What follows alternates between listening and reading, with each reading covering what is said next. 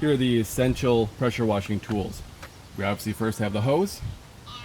We have the gun or the handle.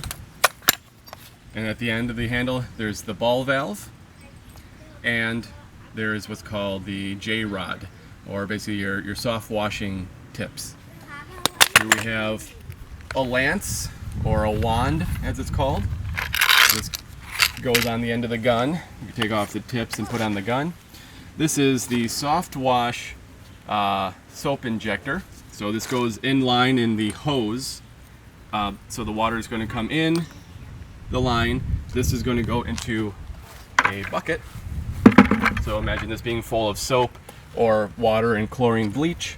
The hose is going to go in the bucket, you know, and so basically water comes in and then soap is going to come out, injected with the water. And then this is a surface cleaner. Surface cleaner is what we're going to be using for pressure washing flat surfaces. All right.